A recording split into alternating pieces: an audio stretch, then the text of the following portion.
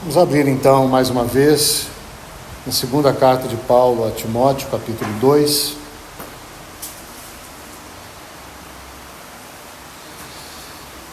Segunda carta de Paulo a Timóteo, capítulo 2.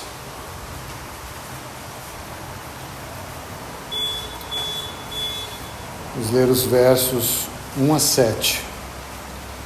2 Timóteo 2, 1 a 7. Tu, pois, filho meu, fortifica-te na graça que está em Cristo Jesus, e o que de minha parte ouviste, através de muitas testemunhas, isso mesmo transmite a homens fiéis e também idôneos para instruir a outros. Participa dos meus sofrimentos como bom soldado de Cristo Jesus. Nenhum soldado em serviço se envolve em negócios desta vida, porque o seu objetivo é satisfazer aquele que o arregimentou. Igualmente, o atleta não é coroado, se não lutar segundo as normas. O lavrador que trabalha deve ser o primeiro a participar dos frutos. Pondera o que acabo de dizer, porque o Senhor te dará compreensão em todas as coisas. Vamos orar. Pai, te bendizemos, te adoramos, a beleza da tua santidade. Te vemos na face do nosso amado Senhor Jesus. Muito obrigado porque os nossos olhos podem contemplar em Cristo a beleza de Deus. Nós nos confiamos a Ti, suplicamos a Jesus que pelo bendito Espírito Santo possa falar aos nossos corações nesta noite.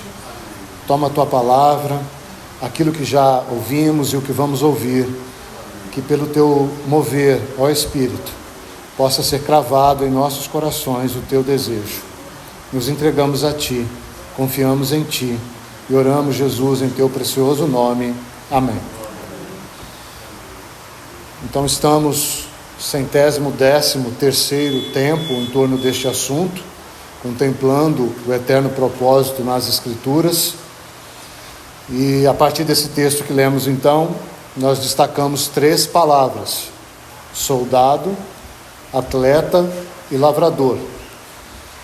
Então, no último momento, nós fizemos apenas uma breve introdução com relação a isso, e nós então vimos que Paulo está, de modo geral, nessas cartas finais, orientando Timóteo a batalhar e estar atento aos desafios. E ele então, a partir deste capítulo 2, nós vimos então que ele orienta Timóteo a se fortalecer em primeiro lugar na graça que está em Cristo Jesus.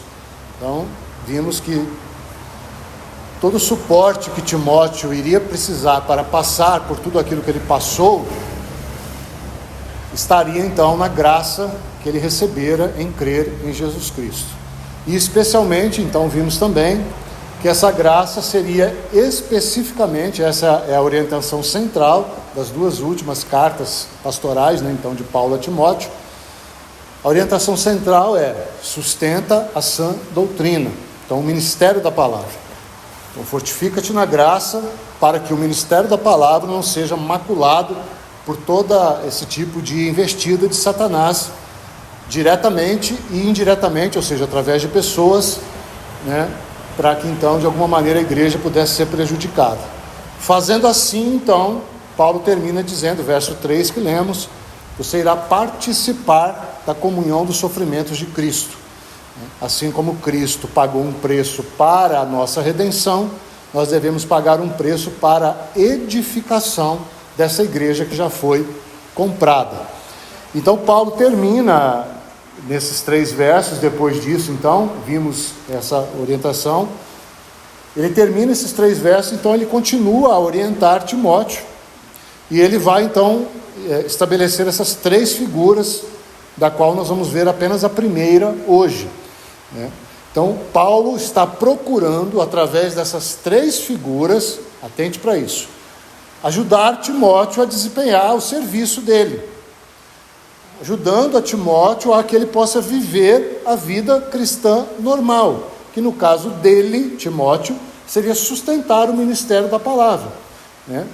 Participando ali como liderança e protegendo a assembleia das investidas, e isso ele deveria fazer guardando o bom depósito, tá?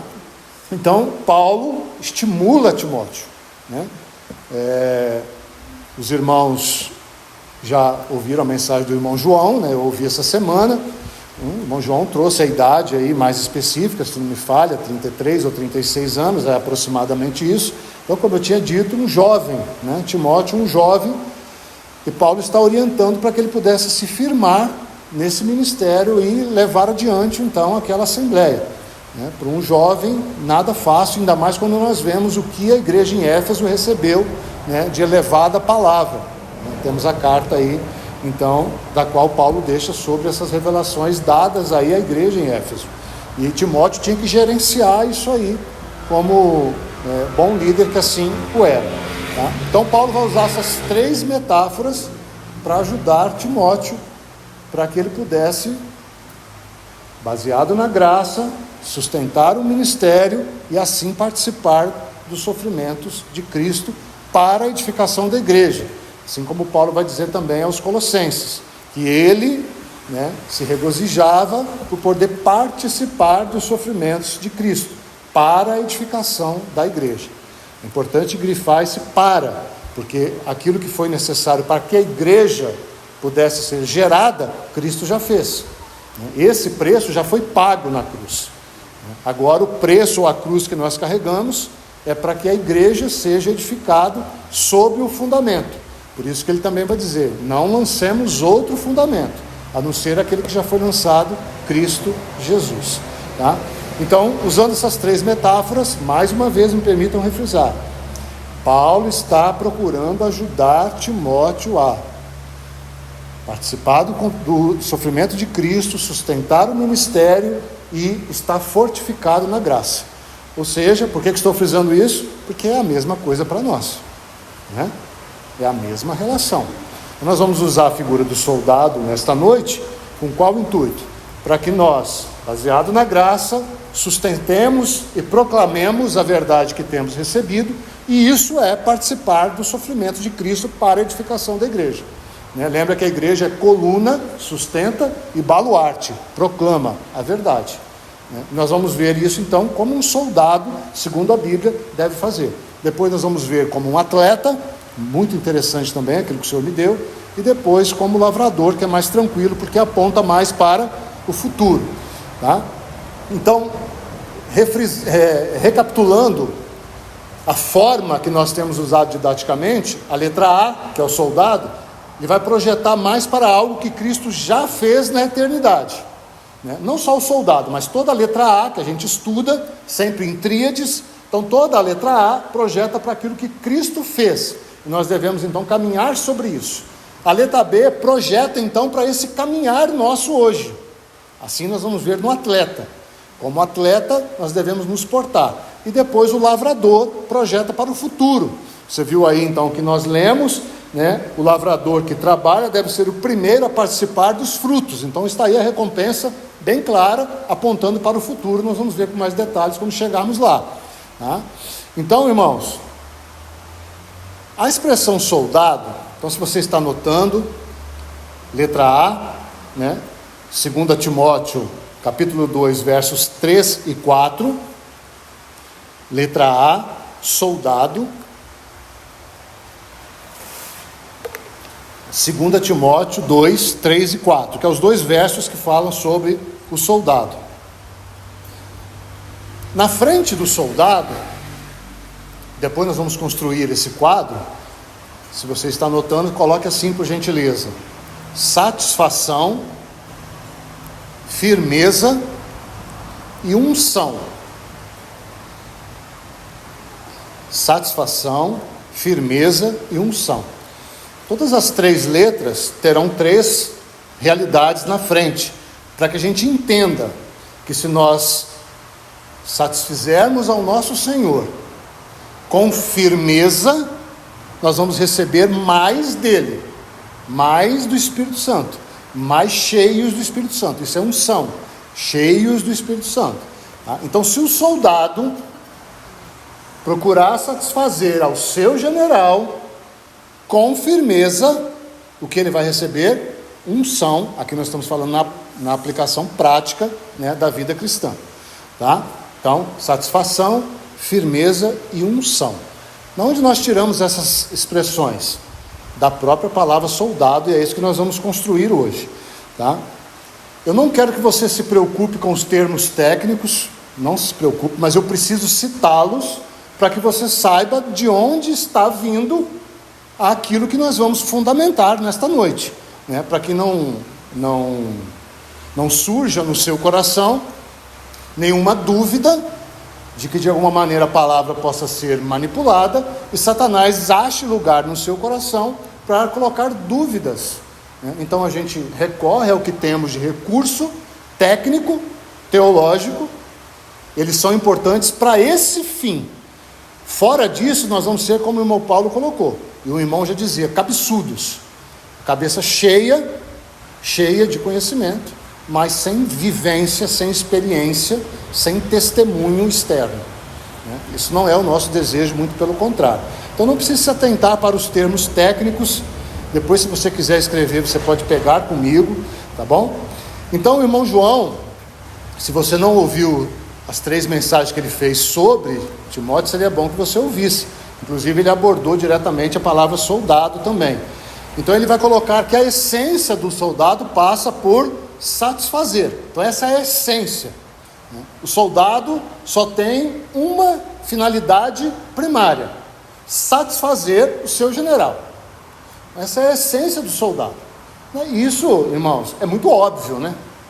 Se um general recruta um soldado, e esse soldado, na hora da guerra, luta contra esse general, ou na figura do atleta, sem conhecer as normas, as regras, ou na figura do trabalhador, sem esperar o tempo certo da colheita, nenhum dos 3 serviriam para satisfazer, então, a esse general superior. Então, a essência dessa realidade do soldado passa por isso. Então, toca diretamente a nossa forma de viver em Cristo. Tá? Então aqui nós estamos partindo do pressuposto de um cristão. O que é um cristão? É um homem, uma mulher em Cristo. Romanos 6. Esse cristão, ele pode andar na carne, não deveria, mas pode, Romanos 7, e deveria andar no Espírito, Romanos 8. Então, quando o cristão busca satisfazer ao seu Senhor, ele está andando no Espírito e não na carne. Então, ele não está buscando os seus próprios interesses, isso seria egocentrismo. Eu sou centrado em mim mesmo. Isso era isso era Jó. Lembra? A alma de Jó encurvou-se para ele mesmo, e ao ponto dele contemplar a sua glória, a sua autoridade e o seu próprio testemunho. Essa foi a derrota de Jó, contemplar a si mesmo. Então o Senhor trabalha e ele vai desencurvar a alma de Jó, de tal maneira que os olhos de Jó vão ser abertos, esses olhos da alma, e ele então vai dizer: falei de coisa que eu não compreendia. Eu ouvia falar, mas agora eu te vejo. Então ele foi desentortado, ou seja, ele saiu dessa contemplação. Então, um soldado não pode ser egocentrado, ele não pode viver, e nós não podemos ensinar isso. E também, muito menos e bem pior, é usar Cristo para alcançar os nossos próprios interesses. Isso seria o humanismo. E infelizmente, irmãos, a maioria dos púlpitos está cheio desse tipo de pregação, oferecendo Cristo como a solução para o que você e eu desejamos fazer à parte de Cristo. Guarde-se à parte de Cristo, tá? Porque Cristo sim é a solução para tudo que precisamos, claro, mas em união com Ele, não à parte dele, tá? Então os nossos púlpitos estão cheios desses ensinos: o egocentrismo, que toca o que eu quero para mim, e o humanismo, que toca o que as instituições devem pregar para que os homens sejam agradados. Então aí está a essência do agradar, né? Satisfazer. Então tanto o egocentrismo como o humanismo não satisfaz ao nosso general.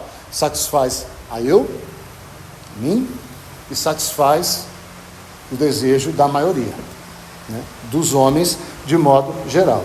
Mas então a realidade do soldado, ela é completamente outra. Tá? Fechando essa pequena palavra introdutória, quando nós olhamos uma palavra no grego, os irmãos já sabem que ela pode ser traduzida 4, 5, 6 traduções possíveis, dependendo até mais, né? Isso você vai ver com frequência quando você estuda um pouco mais.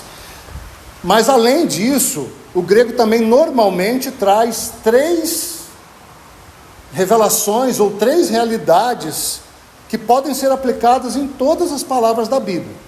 Então quando você pega uma palavra, por exemplo, vamos pegar a palavra soldado, então olhando para o grego, você vai ver uma visão geral do soldado. Nós já vamos ver isso com detalhes. Então uma visão geral do soldado. Depois, o grego, esmiuçando um pouquinho mais, ele vai trazer uma visão prática dessa vida de soldado, certo? E quando você afunda um pouquinho mais, você vai ver a raiz dessa palavra soldado.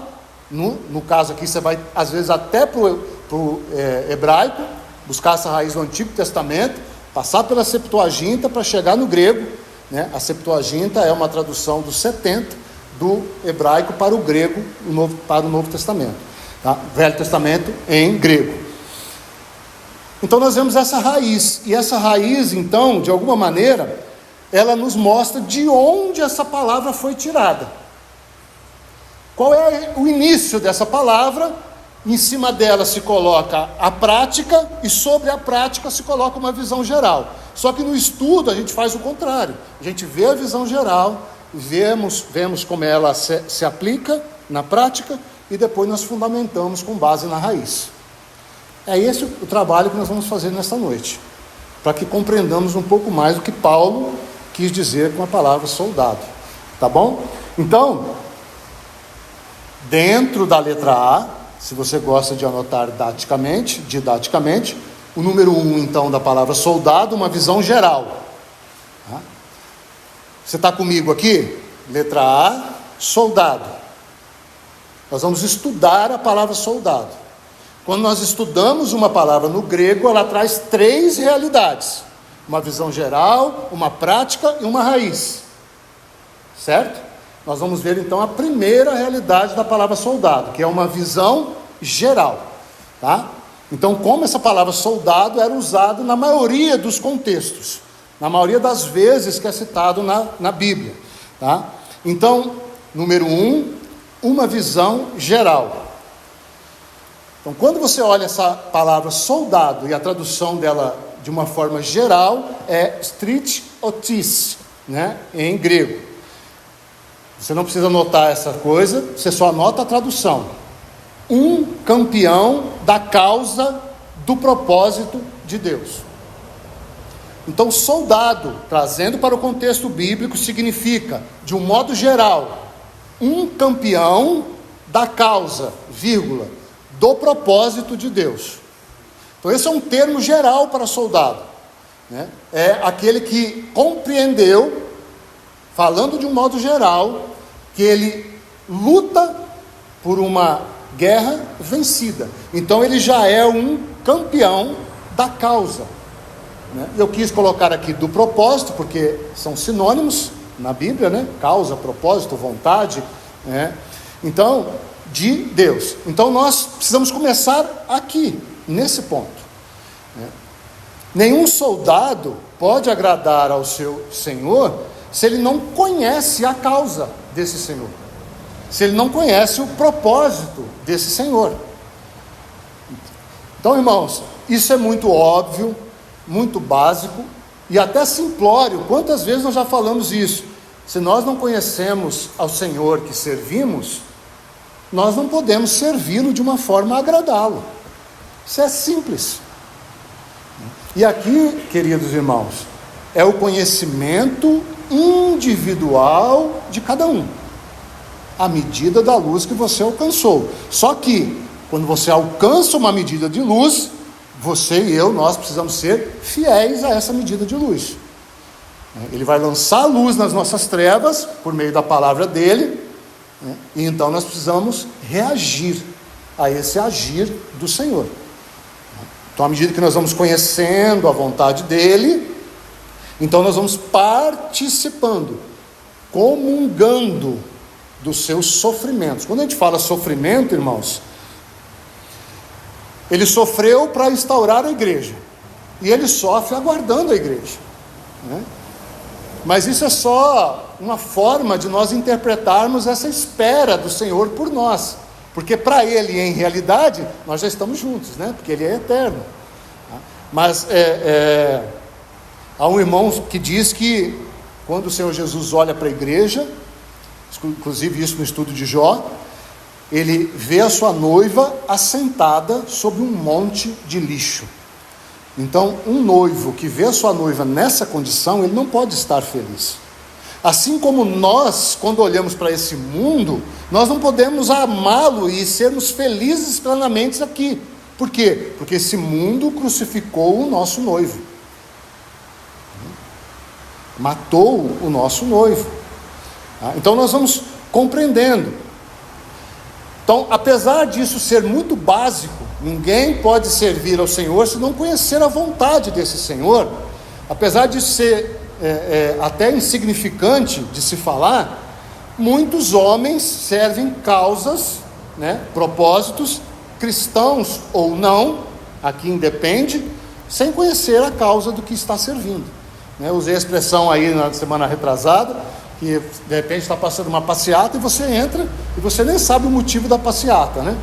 Aí chega lá no final, você não sabe nem por que você estava ali andando, tá? Isso não deve ser a vida de um soldado, né? O soldado, de um modo geral, ele precisa conhecer o que está no coração do seu Senhor.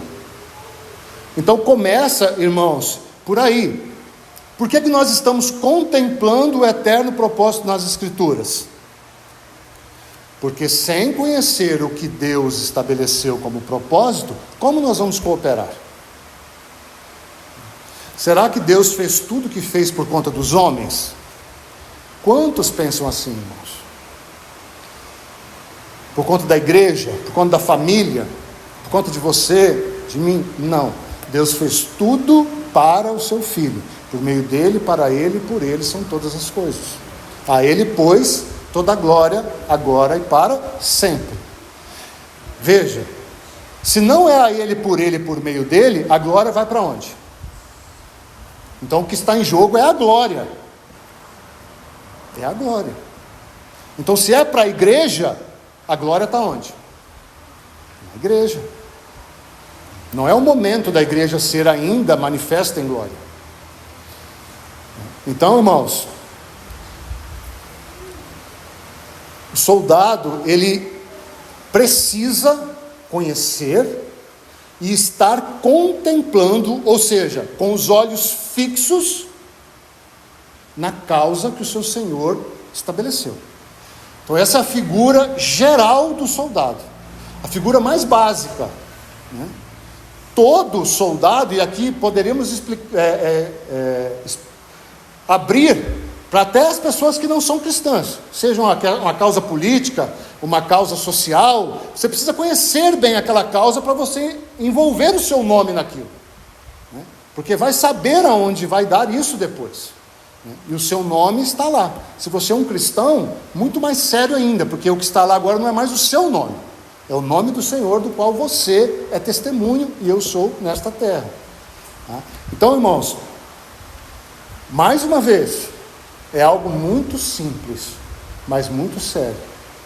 Então, desde que o Senhor me deu esta carga, já não sei quanto tempo, acho que mais de 1 ano e meio atrás, de contemplarmos o eterno propósito das Escrituras, antes disso nós já tínhamos estudado o eterno propósito, e antes disso nós já tínhamos estudado a carta aos Efésios em detalhes. Foi uma das primeiras cartas que nós estudamos ainda lá na garagem do irmão Júlio, porque ali, desde lá, o Senhor tem depositado isso.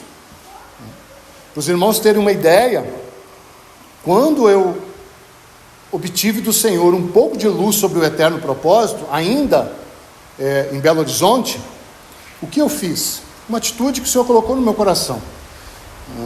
Comprei vários CDs na época, vários, acho que foi 500, pacotão assim, que eu vendia na época, né? Os mais antigos vão lembrar, né? Aqueles pacotão de CD. Arrumei um jeito, gravei algumas mensagens, não minha, mas de um outro irmão, e distribuí, irmãos. Distribuí para muitas pessoas. Isso gerou para mim alguns problemas. Alguns problemas.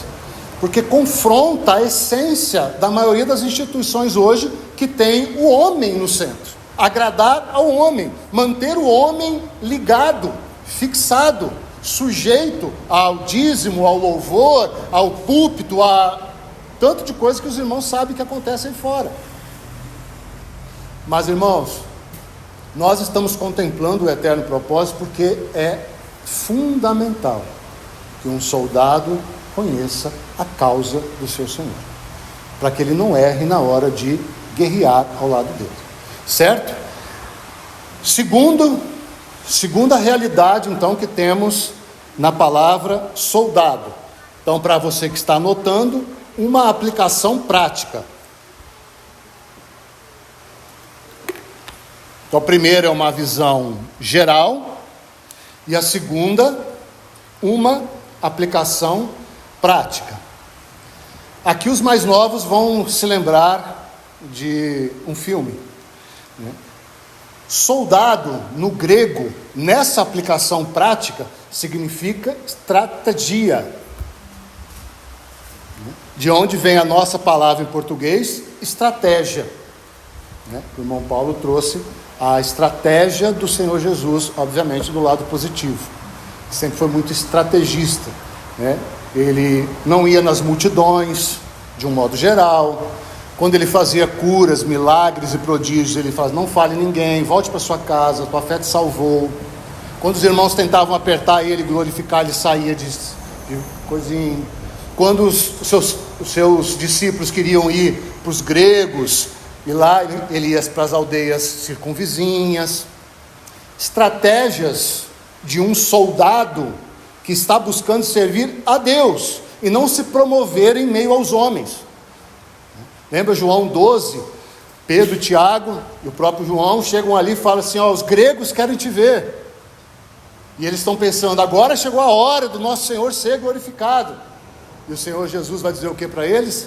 Se o grão de trigo caindo em terra não morrer, fica só. Então você veja que eles têm uma estratégia de caminhar nessa terra muito bem definida. Lucas vai colocar 7 vezes que ele tinha uma resolução intrépida na sua face de ir para Jerusalém. 7 vezes. Então, irmãos, qual a estratégia, e aqui nós vamos trazer para nós aqui, qual a estratégia a Bíblia deseja que usemos como bons soldados de Cristo? O que mais se ensinou na história religiosa, e ainda hoje é a maior estratégia ensinada nas assembleias, que um soldado deveria ser um guerreiro. Então guarde aqui comigo. Nós estamos aprendendo que um soldado, ele não é só um guerreiro, ele precisa ser um estrategista. Mas o que se ensinou, provavelmente você aprendeu também, e eu também, que o soldado deve guerrear. E nós tivemos o auge desse ensino na década de 90. O que muitos distorcidamente ensinaram e chamaram de batalha espiritual, usando a figura do soldado. Claro, irmãos, a batalha está aí. Nós não ignoramos os ardis de Satanás, mas resistir ao diabo e ele fugirá de vós. Como que é essa resistência? É batalhando com ele? É guerreando com ele? É dialogando com ele em púlpito? É isso que a Bíblia nos ensina? Então vamos construir algo juntos. Então, desse segundo ponto de uma aplicação prática, nós somos guerreiros ou somos estrategistas? Como que nós vamos contemplar um pouco da diferença disso? Se você pensar em ser apenas, e eu estou colocando aqui apenas, porque eu não estou descartando a luta, a guerra, a batalha. Paulo trata isso em Romanos 7 no sentido particular. Eu luto uma guerra contra os meus membros. Uma guerra realmente. E ele descreve muito bem ali. Então, se somos apenas guerreiros, nós vamos nos tornar marionetes. Se nós ligarmos esse ponto 2 com o ponto 1, o guerreiro seria um soldado que não conhece a causa. Compreende? Ele é só uma marionete na mão de alguém. Ele não sabe por que ele está guerreando. Ele está só guerreando. Ele pegou a espada, o arco, a pistola, enfim, dependendo da guerra, e ele saiu a matar, por exemplo. Irmãos, quando nós vemos, se você conhece um pouquinho do Antigo Testamento, as estratégias de guerra do nosso Senhor, fantástica. Lembra Jericó? Jericó é uma das mais conhecidas, né? Vai ali rodeando 7 dias, sem fazer muita coisa. Na hora certa, eu vou dar o comando, aí vocês fazem o que tem que fazer, né? Então o nosso Senhor, como já bem dito nesta noite, foi muito estrategista. Então nós, como soldados, nós não podemos ser meros guerreiros. Se você pensar, todo mundo conhece, num exemplo de guerra, com conhecimento, e aqui eu vou colocar limitado, porque eu não quero eximir ninguém de responsabilidade diante disso, de uma guerra muito conhecida chamada Holocausto, né? Tendo como Hitler o seu general. Todos conhecem essa guerra. Irmãos, milhares de guerreiros. Hoje, quando nós olhamos para essa guerra, para nós, de um modo geral, seres humanos, ela é no mínimo repugnante. Mas na época ela era, para aqueles que estavam envolvidos naquela guerra, era tudo. Então eles eram apenas guerreiros. Eles se submeteram a uma causa sem minimamente fazer o que Paulo orienta aos irmãos de Bereia. Façam como os irmãos de Bereia. Chequem as coisas. Confrontem as coisas. Em momentos ele vai dizer assim: olha, é até importante que haja divisão entre vós, para que se conheça quem está do lado de Cristo e quem está do lado dos homens. Ele está promovendo divisão? Muito pelo contrário. Ele está falando, mas há necessidade de que tenhamos olhos abertos, que conheçamos aonde o Senhor está caminhando. Por isso que a essência básica do soldado é conhecer a vontade do Senhor que o arregimentou. E uma vez que conhecemos, nós não devemos sair de qualquer maneira. Lembra de Isaías 52:12? Não vá nem apressadamente e nem muito devagar. Pelo contrário, que o Senhor seja a nossa vanguarda e o Senhor seja a nossa retaguarda. Isso é uma estratégia. Se o Senhor não for à frente, não adianta ir, irmão. Agora, se o Senhor está atrás te cutucando, Paulo vai dizer o quê? Dura coisa é recalcitrares contra os cutucões de Deus, o aguilhão de Deus, aquele aguilhão que fura a coxa ali do animal.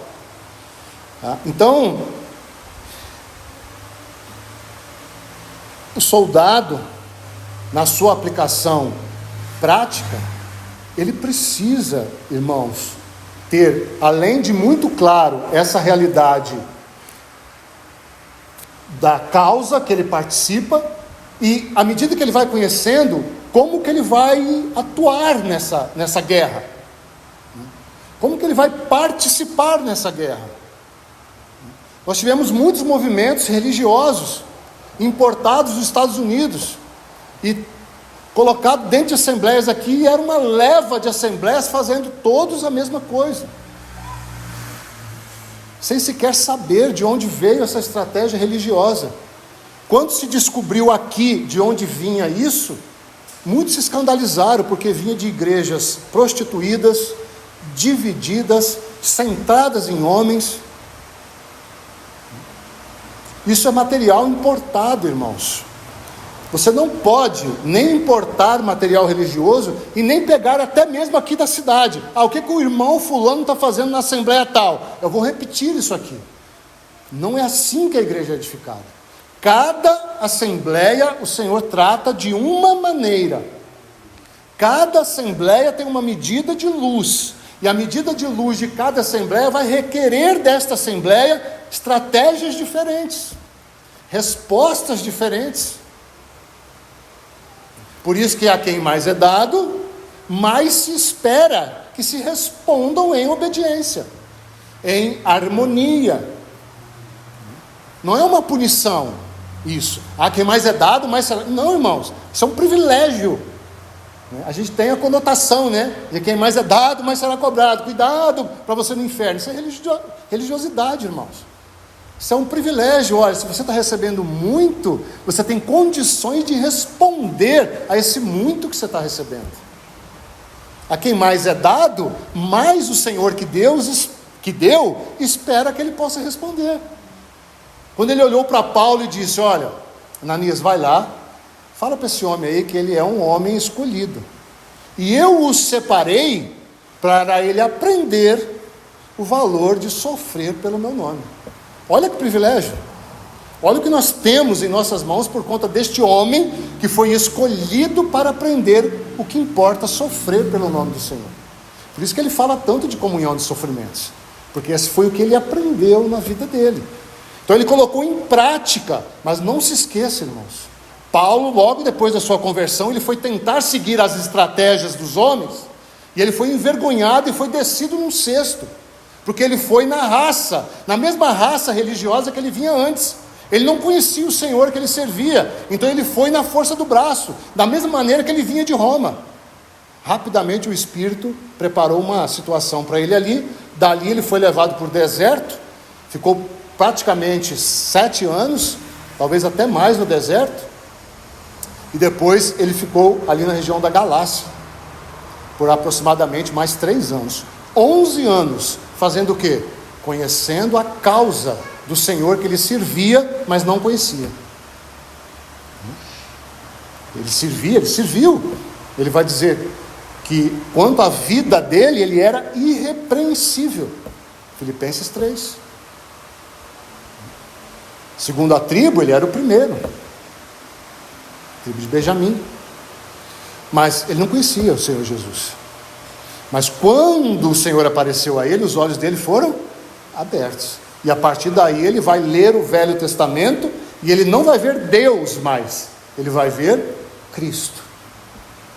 Ou vai ver na face de Cristo a glória de Deus. E aí ele começa então a ter as suas estratégias. Ele não vai deixar de fazer nada, mas depois desse tempo o Senhor prepara todo um cenário. Aqui nós estamos em Atos 13, né? E então ele vai ser trazido para esse lugar. Se você ler Atos 13, verso 1, você vai dizer que ali havia alguns irmãos que o Espírito tinha separado para a obra que ele desejava começar a fazer. Porque os irmãos que estavam em Jerusalém, que deveriam ser coluna da verdade, estavam se corrompendo naquela situação religiosa. Então o Espírito Santo levanta um novo ponto em Atos 13, e ele vai começar em Antioquia um trabalho através da vida de Saulo, né, e de Barnabé.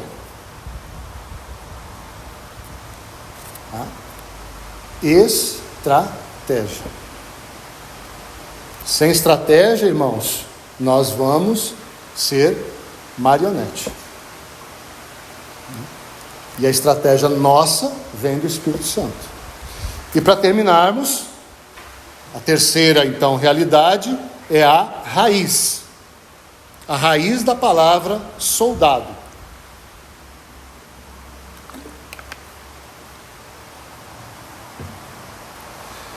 Não precisa anotar, o grego é stronumi, que significa permanecer acampado. Então veja, soldado, além dessa visão geral de conhecer a causa, soldado significa ter estratégia, e essa realidade vem da raiz, ou seja, o que sustenta o conhecimento da causa e a estratégia é permanecer acampado. A raiz da palavra soldado, essa que eu acabei de dizer, strongmi, significa permanecer acampado. Então é da onde se tira a palavra soldado. Permanecer posicionado. Tá? Aí eu escrevi uma pequena frase aqui para ficar mais fácil a compreensão do irmão. Não precisa anotar, depois se você quiser você recorre ao áudio. Mas presta atenção. Então, só para você visualizar. O general revelou a causa dele. Nós vamos guerrear por isso. Deu as estratégias. A luta será dessa forma. Certo? Agora ele vai dizer assim, Raquel, você vai para lá e se posiciona lá. Bia, você vai lá para outro lugar, se posiciona lá. Cláudia, vai para outro lugar, se posiciona lá. Alice, vai para outro lugar, se posiciona lá. Lembra da batalha lá de Neemias? Cada um na restauração do muro, cada um em frente à sua casa. Restaure a sua porta. Numa mão a tocha, na outra mão a espada. Estratégia, a guerra, para poder proteger ali e restaurar o muro. Tá? Então escute essa pequena frase. Soldado, baseado na raiz dessa palavra. Um exército que foi posicionado, no sentido de ser espalhado, certo? Cada um em suas casas, trabalhos, escolas, rodas de amigos, relacionamentos, etc. Soldados espalhados, estão compreendendo? Colocados em posições de acordo com a vontade daquele que arregimentou esse soldado, para que ali, nesse local que foi espalhado, posicionado, fique firme em sua posição. Agora, escute essa expressão. Ela é sinônima de permanecer acampado no grego. Como que assentado em um divã. Conhece o divã? Uma cadeira confortável. Não aquela de Eli, né? Aquele sacerdote que estava no seu divã, mas não conhecia o seu Senhor, não conhecia a conduta dos seus filhos. A luz do Senhor estava prestes a se apagar, mas não se apagou. Mas permanecer acampado é como se estivéssemos assentados num divã. O que isso significa? Irremovíveis da sua causa, ou da causa pela qual você foi convocado, municiado de estratégia e espalhado. Você não vai se demover daquela causa. Para lutar, quando necessário, segundo as ordens do general. Isso tudo está embutido na raiz da palavra soldado. Então, um grupo de pessoas que foi espalhado e colocado em um lugar estratégico, e ali ele deve se manter firme, com base naquilo que ele conheceu do seu Senhor, e lutar quando o Senhor der os comandos. Lembra do povo acampado no deserto? Eles andavam quando eles queriam, eles paravam quando eles queriam. Primeira coisa que o Senhor posicionou antes deles atravessarem o mar foi a coluna de fogo atrás, como proteção. E daí para frente, irmãos, eles eram guiados por essa estratégia que Deus determinou naquele momento.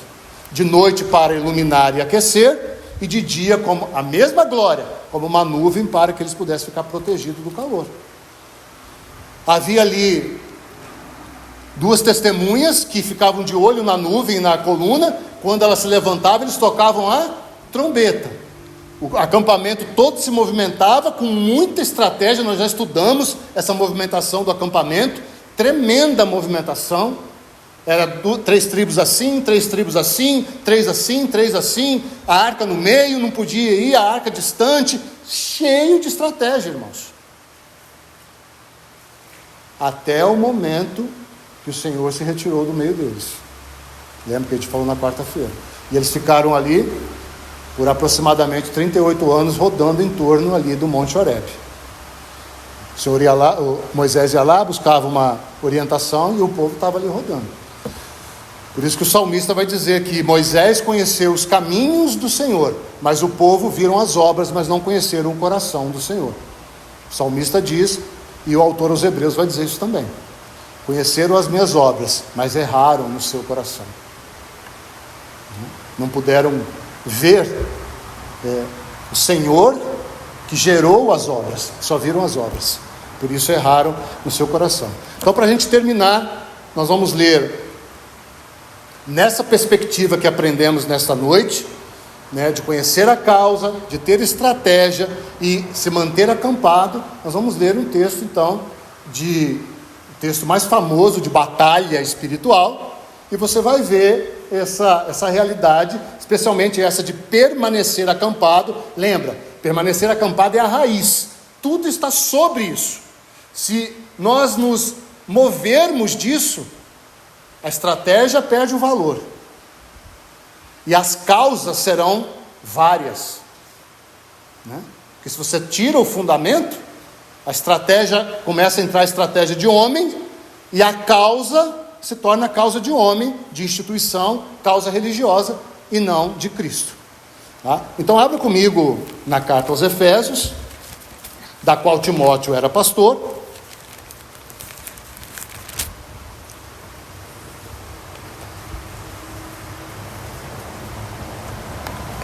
Nós só vamos ler e terminamos Efésios capítulo 6, mas eu quero que você veja essa leitura nessa perspectiva da causa, da estratégia e de permanecer acampado. Veja, Efésios 6, 10. Quanto ao mais, sede fortalecidos no Senhor e na força do seu poder. Viu a graça aí? Fortifica-te, mesma coisa. Revesti-vos de toda a armadura de Deus, para poderdes ficar firmes contra as ciladas do diabo. Porque a nossa luta não é contra o sangue e a carne, e sim contra os principados e potestades, contra os dominadores desse mundo tenebroso, contra as forças espirituais do mal nas regiões celestes. Portanto, tomai toda a armadura de Deus para que possais resistir no dia mau, e depois de terdes vencido tudo, permanecer inabaláveis. Veja o enfoque do soldado aí. Estai, pois, firmes, cingindo-vos com toda a verdade. Olha a causa aí, irmãos, o propósito. E vestindo-vos da couraça da justiça, o que Cristo conquistou na cruz. Calça os pés com a preparação do evangelho da paz. Como que nós aumentamos a paz no nosso meio?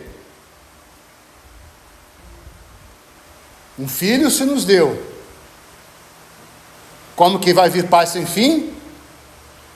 Aumentando o seu governo. Para que se aumente o seu governo e tenhamos paz sem fim. Governo, estratégia. Está vendo? Estratégia. O Senhor que governa, faz isso, faz aquilo, não faz isso, não faz aquilo. Ele deu uma orientação para nós hoje. Olha, absorvamos mais o que temos recebido, comamos e partilhamos uns com os outros. Estratégia, governo.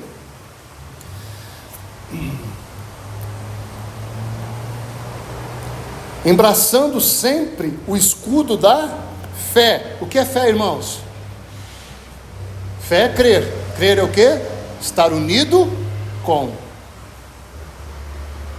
Estar unido com.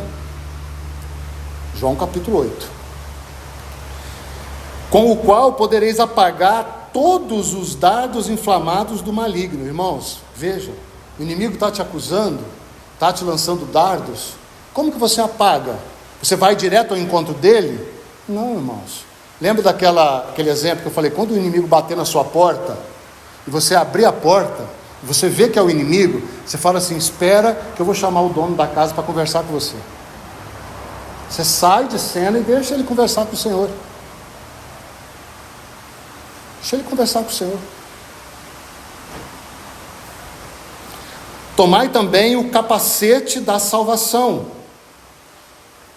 Capacete que protege, irmãos, a nossa mente, vontades e emoções. Salvação É um ato consumado, por isso ela é eterna. Todo aquele que é salvo, não deixe nada tocar na sua mente com relação à salvação. Essa foi a primeira investida de Satanás contra o Senhor Jesus. Se tu és filho de Deus, por que tu está passando fome? A primeira, filiação. Toma o capacete da salvação, irmãos. E a espada do Espírito, né? Que é a palavra de Deus. Então, se você guarda a mente, o Espírito pode atuar. E ele vai lançando luz por meio da palavra. E essa guerra, irmãos, facilmente será vencida. Com toda oração e súplica, orando em todo o tempo no Espírito. Veja. Orar, nós já estudamos isso. Não é um ato isolado. Orar é uma vida de mente, alma, né? Alma, mente, vontade e emoções subjugadas ao Senhor, o dia todo, irmãos. O Senhor tem que ter livre acesso à sua vontade, às suas emoções e à sua sabedoria o tempo todo. Não é um ato que você até pode ir para o seu quarto secreto, tirar um tempo, orar. Você pode orar antes de almoçar, você pode orar antes de jantar, amém por isso. Mas isso não é vida de oração. Vida de oração é o Senhor ter liberdade de guiar a mim e a você.